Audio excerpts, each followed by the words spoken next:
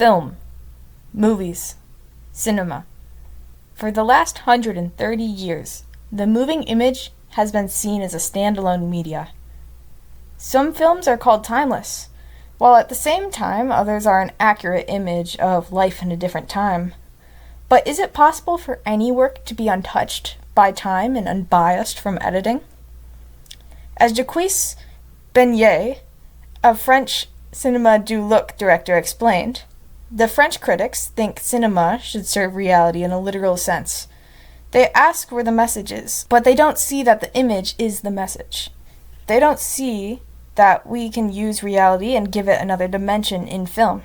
The image that begins with reality is open. We play with it.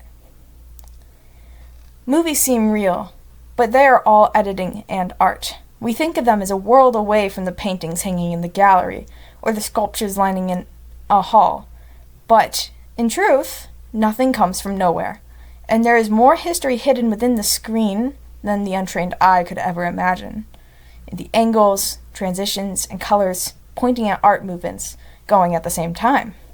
In this video, you will learn about how connected film is to art eras and how nothing, not even film, is immune to artistic commentary and stylistic movements, because film is just an extension of these art movements and entertainment. It is worth mentioning that though this video is based on research, a lot of it is my opinion, and it is also very Western European and American focused. The idea of the moving image began as a scientific pursuit.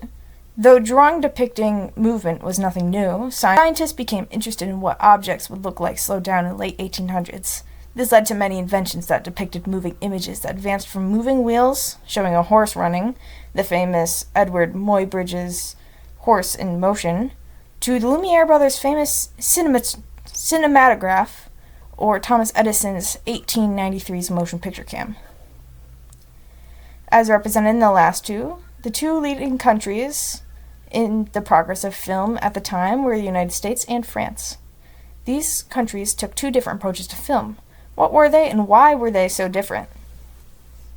Impressionists were seen as the pioneers of what we now know as art, and as the textbook, An Introduction to World Cinema by Aristides Gazidas put it, motion cameras followed this artistic trend. Impressionist painters made their own exhibitions in Paris and refused to conform to the tastes of higher society in the jury of art salons, where art was displayed and sold in 1800s France.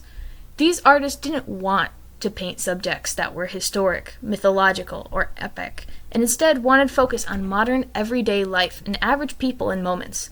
There's an influx of scenes, not of important historical moments, but of laborers in the field, people eating or sitting around. Impressionists, including Monet, Renoir, Morisset, and Degas, saw these moments as just as important as the grand historical scenes or images of aristocratic life. This era was centered in Paris throughout the 1870s and 1880s, the same city that the Lumiere brothers would project their films to an audience in the years following. The Lumiere brothers' work has strong ties to the Impressionist movement and the Realist art movement, which came before. When the Lumiere brothers invented a working film camera, the cinematograph, they took to the streets to capture everyday Parisian life on non-staged shots, then would later project it for an audience. They referred to these works as actualities, an unedited shot of actual life. These short films are what the Lumiere brothers were known for and what they showed their audiences in their projected shows. Just like Impressionist painters, they showcased all social classes in their normal day-to-day life. Whether intentional or not, they even conformed to other Impressionist norms, such as having a focus on light in a scene and scenes being outside, though these are also side effects of the technology. If film had had its birth 100 years earlier, though likely wouldn't have happened because of different interests in science, would the first films today be clips of kings getting inaugurated and reenactments of history? Would film today be seen as an upper-class luxury? In America, something else was happening. Thomas Edison and William Dixon led the charge in cinema with two major differences from France: the Black Maria and capitalism. While the Lumiere brothers took the French route of conveying real life in the streets, Edison staged productions in his New Jersey studio, the Black Maria. Edison and Dixon's early films were staged performances with hired vaudeville actors and dancers that performed moments from plays. This shows where American and French cultures diverge. Though both art scenes at the time were drenched in Impressionism, the new middle-class Americans were less interested in art and more interested in live performances. Performance art. The 1890s were at the tail end of the Gilded Age, when for the first time many Americans had extra money to spend on entertainment and more downtime after work with the changing labor laws. And what did they do with the money and time? They watched vaudeville performances. According to the Library of Congress.gov, from 1880s to 1920s, vaudeville was the most popular form of live entertainment in the U.S. It involved 7 to 10 acts that ranged from comedians, dancers, acrobats, to magicians taking the stage one after another for a crowd. These shows quickly integrated into the economy, and Edison took advantage of this middle-class interest and money and filmed these acts. Despite both countries being focused on spectacle, or the cinema of attraction, French art concentrated on daily life on the canvas, while the United States art was live and propelled by consumer culture of middle-class Americans. Just like art, as films became more integrated into culture, it also began to show the introspective concerns. Nowhere is this more apparent than in post-World War I Germany. German Expressionism is perhaps the most clear example of how film is connected to art. This art style took off with the reaction to the horrors of World War I in Germany and the building tensions that led to World War II, but with the freedom of the Weimar Republic. Though it was started a little sooner, in the late 19th century, with paintings like Scream by Edvard Munch and 1903's Der Blue Reiter, which is credited for bridging the gap between post-impressionism and expressionism. It was a movement characterized in both paintings and film as having distorted human forms, simplified and grotesque, quote, along with distorted settings, strong colors, and a show of the artist's anxieties and society's feelings. Some artists that embraced this grim style included Otto Dix, Ernst Barlach, and Konrad Felixmüller. Though between these paintings and films, there's no doubt they're in the same era, with the films being the paintings giving movement. The strong shadows, twisted silhouettes, even the colors washed onto the black and white film are all a continuation of the art on the canvas. And no movie shows this better than 1920's The Captain of Caligari. The story, the acting, it all goes with the themes that painters had been working at conveying, but with movement and narrative. It shows the fear of madness and totalitarian control, though the story was notoriously twisted by the director with the addition of the scenes of the protagonist in a mental hospital. These German Expressionist films would eventually end when UFA, the government-controlled studio company, absorbed most of all the studios in Germany and turned to propaganda in the wake of World War II. And much of the paintings from this movement were deemed degenerate by the Nazi Party and were stolen, burned, or sold to fund the Nazi Party. Just like Impressionism did in France a century earlier, pop art showed the true lives of the general public. Only in this consumer society, that meant the advertisements, products, graphic novels, and celebrities that were flooding the market. This art replicated mass media and brought people asking, what is art? This is much in the way exploitive films, also in the 1950s and 60s, America asked, what is film? With the breaking of established rules. Exploitative films and pop art worked against the elitism present in their respective medias. Andy Warhol is famous for making many things art that wouldn't have been considered before, such as soapboxes and cans of soup, which changed the idea of what is and who can do art.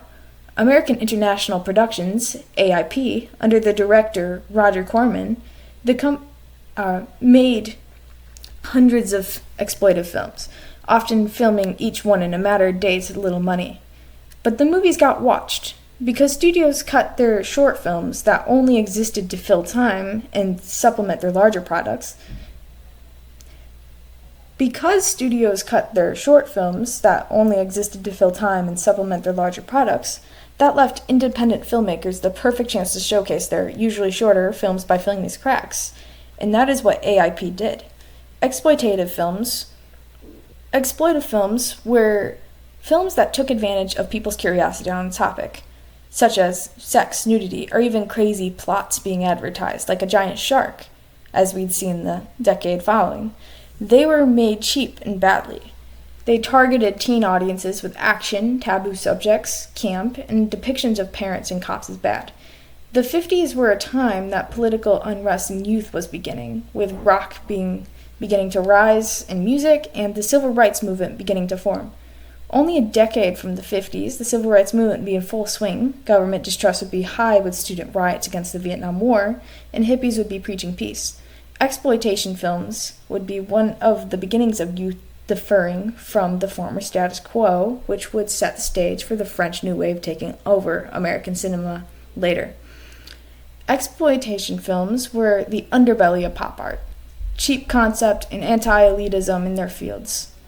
But today, pop art is seen with a lot more respect and credit, while exploitation films are still seen as lesser because of the topics they covered still being taboo today. So where does this leave us today? Okay, what's going on here? Why is everything chrome? Everything is chrome in the future. Contemporary art is the era we are in now. Starting in the 70s, contemporary art is less concerned with the skill and aesthetics of artists and more with meanings and themes. According to the Getty Museum website, contemporary art asks not, is this art good, but is this art challenging or interesting? Much of contemporary art falls into the category of abstract expressionism. One recent example is the work Comedian by, and I will not say this name right, Maurizio Catalan, this art consists of a banana taped to a wall. It isn't much to look at, but it is a minimalist statement on the commodification of art. Now, contemporary cinema is marked by high technological advances and also social critique, though it is dampened by the pressure of the industry. Currently, the industry seems focused on the technological advances, with many movies today being remakes and sequels to older series but with cooler effects. Taking a look at the highest grossing films of the last 20 plus years, 7 of them are based on movies from over 30 years ago, and most of the others are also sequels. But what must be said up front is that all these movies are very diverse, and there are some stunningly artistic movies being made, such as Everything Everywhere All at Once, The Brutalist, Poor Things, and many more. All of these are a wide variety of artistic styles that could be discussed, but these aren't the movies that are consistently selling out the box office year to year. It is time to discuss the superhero in the room.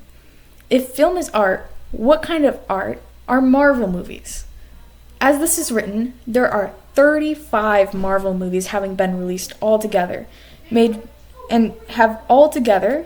more than $31 billion worldwide.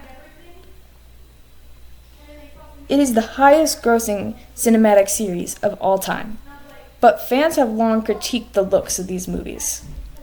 For this section, because it is challenging to find academic papers on modern media still being released, I used other YouTube documentaries made by fans and film lovers as sources, all of which are listed in my reference list in the description. The first interesting idea I stumbled upon was a look into the core aspects of Marvel in the documentary The Marvelization of Cinema. This video essay discussed whether the writing of movies as a setup for grand team-ups in the future took away from these movies as individual films.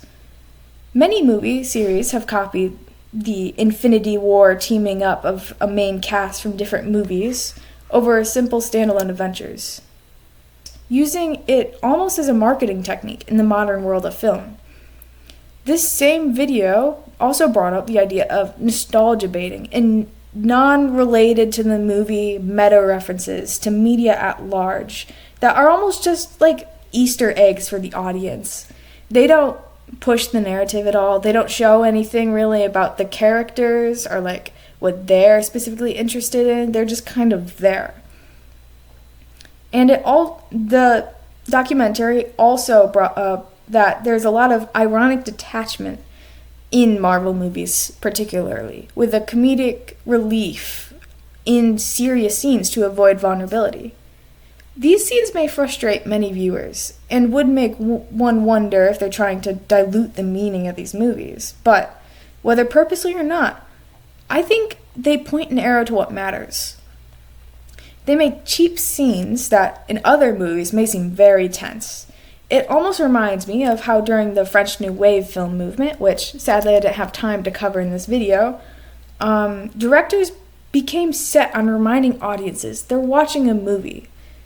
Marvel does a similar thing by really taking out a lot of the suspense and emotional vulnerability during scenes that otherwise would have been really ramped up in a drama. Look at Deadpool, a fourth wall-aware comedic anti-hero, and at how quick his quips are in most moments of his movies. For example, in Deadpool vs. Wolverine, mild spoilers here, he fights using Deadpool's corpse, and it's a hilarious scene. But he doesn't joke around in the moments that hit harder, such as when he's talking about his found family or his wife. Those moments are kept totally serious and without any extra comedy. So we can see clearly what is allowed to be joked about in a Marvel movie and what is still seen as serious is just that much more emotional. Just like with modern art, Marvel movies take what would seem to be important and drains it of its value. They're a banana taped to a wall. But this only reveals what the movie focuses on even more, in the best cases at least. Another aspect of Marvel movies, questioned a lot, is the look. Fans have been complaining of the dull look of the visual effects, action, and explosions. These movies are based on comics, after all, but the trend of these movies is the avoidance of editing with true black in the image. Most of the darkest parts are simply gray, which lessens the contrast and leaves the image more detailed in the darkest parts. The YouTube video essay, Why Do Marvel Movies Look So Ugly?, also linked below, explored this topic deeply, with the creator editing Marvel still frames to show how flat it is. The video points to that the studio likely did a lot of market research on the gray aesthetic, though. The drab look would likely draw in a more serious and mature movie crowd that they are missing with their main target audience of young adult white males. According to BoxOfficePro.com, when Avengers Endgame was released to theaters, Marvel's biggest box office hit, 59.7% of the audience was male, while only 53.4% of the audience was over 25, with only half of their whole audience having a fully developed brain. Could Marvel be trying to maneuver this dull look into more viewers? But I digress. The Marvel Cinematic Universe weaponizes its own aesthetic to economically draw in more of a viewership, while keeping an unmistakable contemporary art aftertaste, not in its looks, but in the writing. As film has advanced, each smaller gear, including editing, special effects, narrative, and dialogue, has come under the microscope to show changes in the media. And that is where the effect of contemporary art can be found hiding in popular media today.